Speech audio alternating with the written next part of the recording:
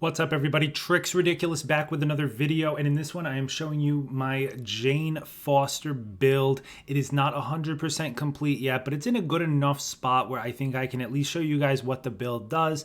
And there's really only one piece of gear that I'm actually missing, two to really, put it over the top, but really just one critical piece. But the build still works perfectly. It can do all content super easy. And, I didn't want to, the reason it kind of took so long, I didn't want to do just the same old build that I'm kind of seeing everyone do, and no disrespect to anyone's build, but I'm seeing a lot of the same spin to win melee. It's the same exact build I've been playing on Thor outside of a ranged build. It's basically the only Thor, regular Thor melee build, so it's pretty much the same thing again on Jane. So I didn't want that. I wanted to actually look at some of the uniqueness of her kit and see how we can build something a little bit different. So this is actually going to be a ranged build. Before we get into it, be sure to like and subscribe if you're new to the game and you like this type of content, and be sure to join the Discord, link in the description. Plenty more content on the way, free ways to support the channel, and I really appreciate it. But without further ado, let's jump right in. So the primary way to play this build, and I'll have a timestamp in the video, towards the end of the video I'll show you some gameplay of a brutal harm room, but basically it is a ranged build using non-power attacks. We're going to be using her basic non-power attacks from ranged, and we're going to be in our overcharge and in our ultimate Warrior's Fury, and have infinite God Blast. We basically have infinite of every heroic all the time while having 100% crit chance with our ranged attacks, battery effect, all that good stuff. So here's really the gear. So the most important piece that I'm using here is the Binding of the All-Father. This comes from, I believe, the priority, either the priority mission. No, not the priority mission. I believe this one comes from villain sectors. But it's got critical recall. That's the important piece. So what this does, basically, you can read it right there. When Mjolnir is actually coming back to your hand, any targets that it hits is going to be a guaranteed critical hit. So that includes, if you pin an enemy and then when you recall it, it kind of hits that same enemy again, and then anyone it hits on the way back, going to be all crits, guaranteed crits, right? This is very, very powerful. Now I have it with precision, intensity. I believe it can roll with valor as well, but it's got higher precision and intensity with just the two stats. Could be a better roll, but this is what I've got for now, and it works just fine. And then the range power attacks cosmic. We don't really use range power attacks, but we can if we need to really put out a quick burst of damage. We can get that cosmic status effect. But the reason this works so well is because Jane's her ranged throws basically will always do shock damage anyway, even though it doesn't build up shock, it still does shock.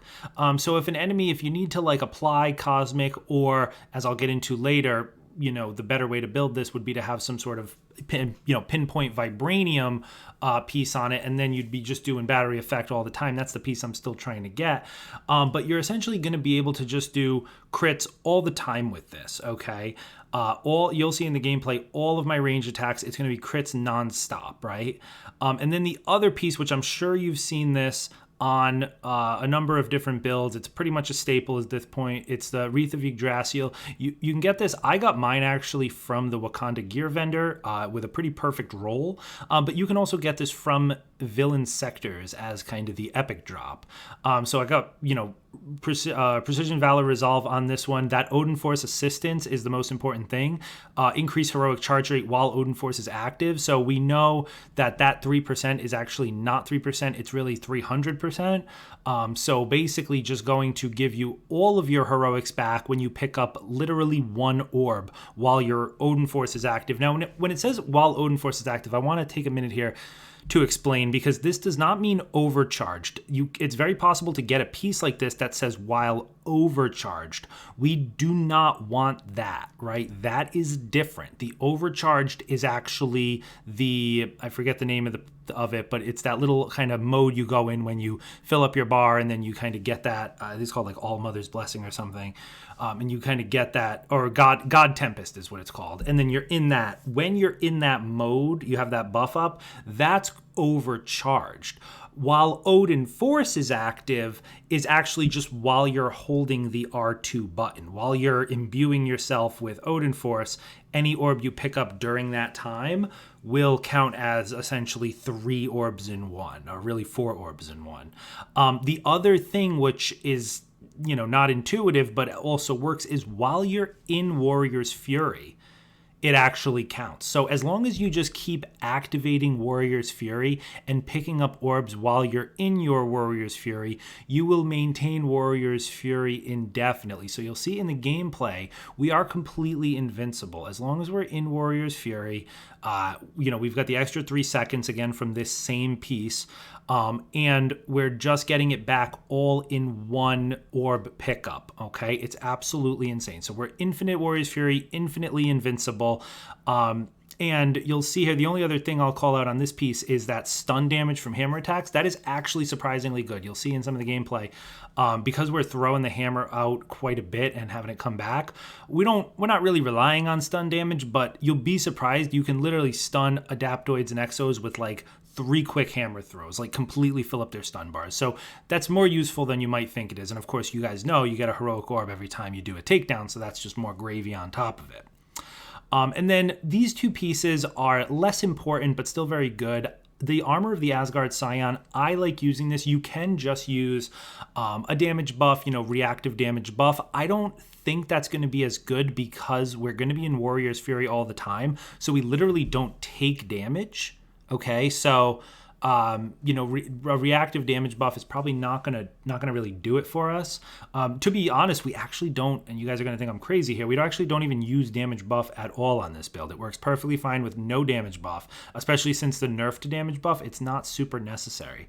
But you'll see here, we get an 8.5 extra seconds on the all weapon, which is fantastic. We're gonna have the all weapon up at all times, and then if you look at that top perk, that's really what we're using this for. While the all weapon is active, enemies struck by Mjolnir have a 30% chance to drop intrinsic orbs. So you'll see in the gameplay, there's intrinsic orbs dropping all over the place. We're getting heroic orbs and intrinsic orbs all over the place, absolutely all over the place, so much so that they start disappearing because there's too many orbs on the ground. So we're gonna always be overcharged and always have all of our heroics up, can God Blast infinitely, can stay in Warrior's Fury infinitely, and can always have the all weapon up and swinging around, right? And then for this piece, this is nothing fancy. Just a Discordant Vambracers. This was more of just a stat stick for me. And then it's got Sonic Conduit. If you have that, or someone's giving you that, 15 more damage to anything that deals a status effect, which is pretty much everything. Otherwise, this isn't anything too wild. You could definitely get a better piece than this. The only thing I would try to get, which I think is from the vaults, is there's a piece that makes it so you get an orb every time you pin an enemy. And it can be one of any type of orb, like a regen pack, a heroic, or an intrinsic. So it's kind of random based on what you need for an orb. That could be good. I'll have to try that one out. I think that one might come with fixed stats that don't include precision. So I'd be a little hesitant for that one. But I'll keep trying to get a melee piece here. But otherwise, we're not really using the melee piece for any specific stats. Or for any specific perks. It's really just more of a stat stick, and this one is a pretty fine one. And then other than that, yeah, we're just going double Valor ISOs, nothing too fancy there. And then we're going with the Ring of Nebelung. This one is the best for this option because when you pair this with the heroic charge rate from Odin Force, you're actually getting just it's what really puts it over the top. It's what makes it, but if you have both of these, it becomes literally one orb. Literally one orb will get you all of your heroics back. If you don't use the ring, you still get a pretty significant boost from the wreath, but it's not a 1-for-1, right? So that, to me, I like having it be the 1-for-1. I think that works out. You can also use the Sacred Nornstone. That's fine. The only thing is we don't, like I said, we're not actually using damage buff. So we don't actually get this going unless we actually activate it manually for like a boss or something. You can switch to it during a boss fight, but otherwise for 95% of content, I would say the Ring of Nebelung is going to be the smooth play for you. And then the only other upgrade I would say here is you want to just make sure one of these can be a Nornstone of the Bulwark from the Claw Raid that has pinpoint vibranium payload on it, right? So that ranged crits can throw you a payload. Now, the reason you want it here, and I only don't have it because I screwed up. Everyone got them during the events. The last Corrupted Vibranium event, I screwed up and didn't actually do it, and then it was too far to go back. So I just have to get mine naturally through the raid, and I'm not going to try to put anyone through the misery of doing, farming the wall, and save scumming the wall over and over. But I'll get one eventually. But basically, yeah, anytime you crit with a ranged attack, there's a chance that you'll get that vibranium payload, right? And we get guaranteed crits when our hammer is recalled, right? So we're critting all the time with our ranged attacks. So if we can throw around quite a bit of vibranium all over the place, we can actually do a significant amount of damage with that battery effect and just get that auto battery effect going.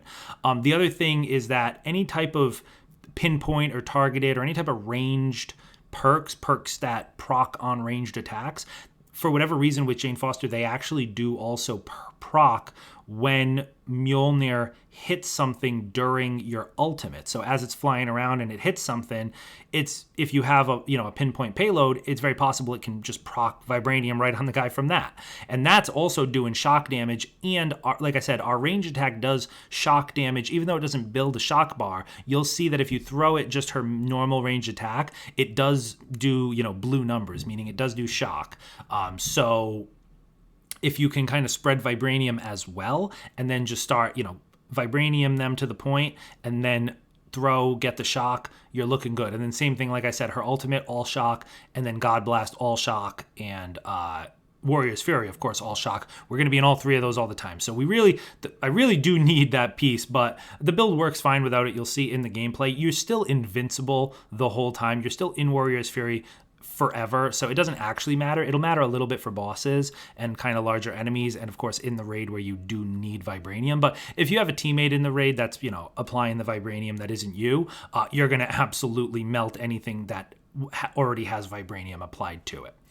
So going over to the skills, now there's a few important ones to have here. So you want to make sure on the support heroic on the left hand side, this is dealer's choice. I like the one that gives your teammates a damage buff, again because we're going to have Warrior's Fury up all the time, so we're just going to give our whole team a flat 25% bonus at all times.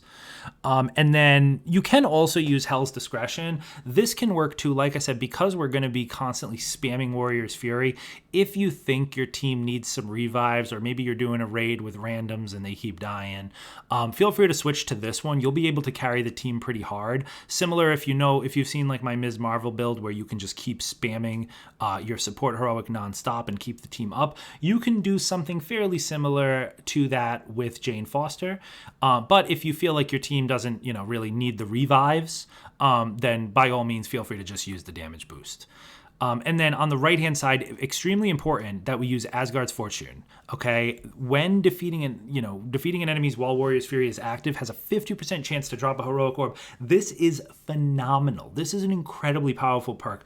Like I said, it only takes one heroic orb to get back our Warrior's Fury, and we're in Warrior's Fury for about 15 seconds. So as long as we're killing anything, we're going to have orbs, and you'll see in the gameplay, we're going to have orbs all over the place, way more than even we can use, right?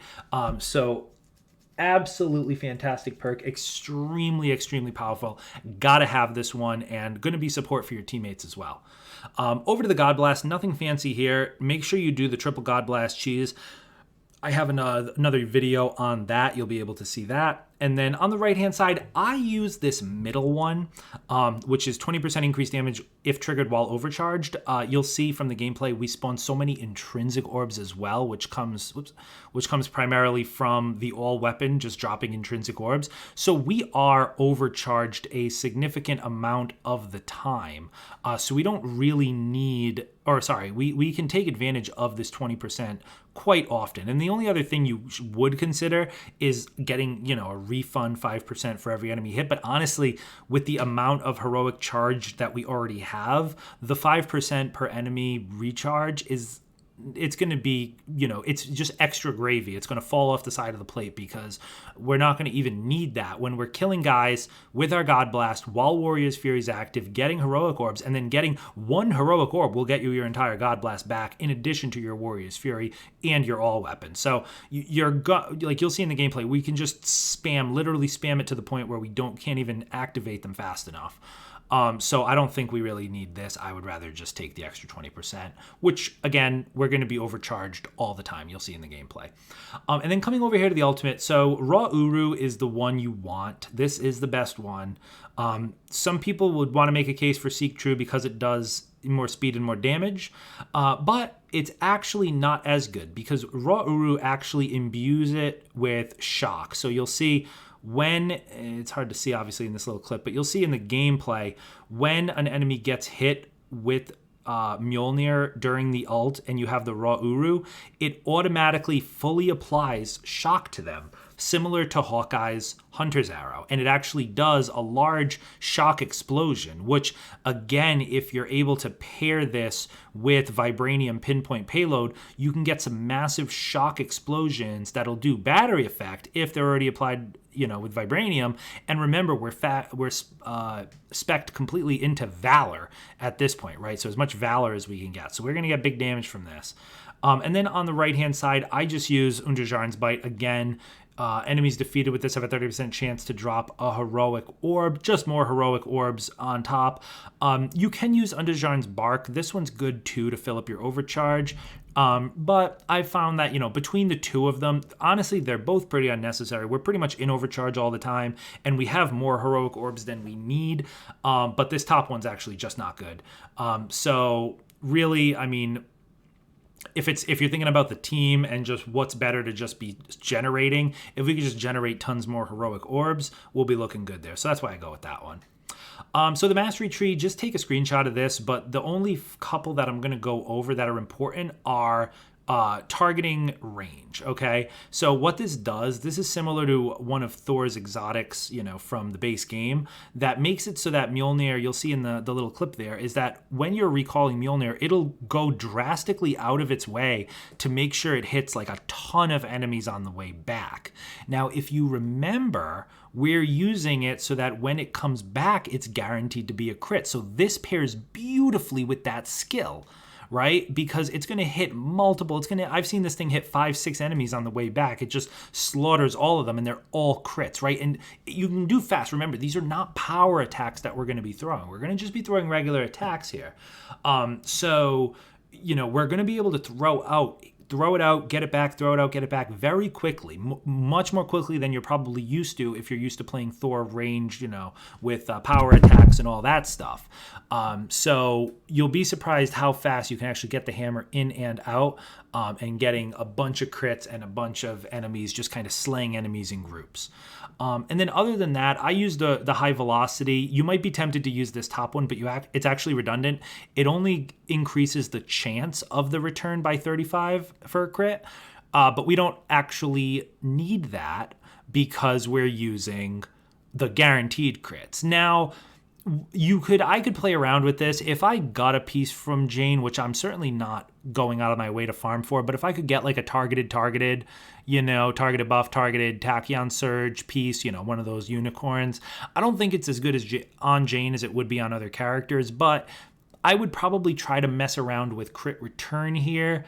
And that would be maybe a little bit of a different build, and then I could do like a different element. But for right now, we're using guaranteed crits, so we might as well just use high velocity for the extra speed. You can use the hammer break, but that only really works on like a very small number of enemies. You're pretty much going to break through enemy shields all the time anyway, and especially while you're overcharged. The overcharge actually creates an explosion when you hit them that will break their shield anyway. And then other than that, the only other pieces you want to have is charge damage. Basically, when you're in the God Tempest, you're just going to increase your attacks and shockwave damage by 15%. You may be tempted to use charge duration, but you don't actually need it. You'll see in the gameplay, I got so many intrinsic orbs spawning. We do not need extra duration because we're going to just get it right back as soon as it's over anyway. So that's it, guys. That's the build. As far as the champion rank, again, nothing fancy. You just want crit damage, crit chance, heroic charge rate, perk chance, and then defense flat, the fortification one, the one that's just 1% each. Those are the only ones that are worth a damn. Everything else is a waste of time. So that's pretty much it. That's my Jane. Like I said, I think it's a really good build, and I think, if you're going to do something different, totally fine, obviously. I just didn't want to do, a spin to win Jane. I feel like I've already done it with Thor, so I wanted to do something different. So I think this is actually a really fun build. You'll see in the gameplay, the crits are nonstop. The heroics are absolutely nonstop. Really, really fun build. Like I said, the only major upgrade I would get for this is to just use a vibranium pinpoint payload on a minor artifact. That's really it. And I wouldn't want a pinpoint payload on the actual ranged piece, because I need to keep that crit recall. So it would have to be on the minor artifact. But otherwise, that's pretty much it. The build absolutely slaps. Here's the stats if you wanted to see them. Nothing perfect, but you want to go valor, precision, and then some defense. That's pretty much it, guys. I'll leave you with some gameplay. Again, if you like the build, let me know down in the comments. Be sure to like and subscribe if you're new. Join the Discord, follow me on Twitter, all those links down in the description. That's it from me, guys. I will see you in the next one.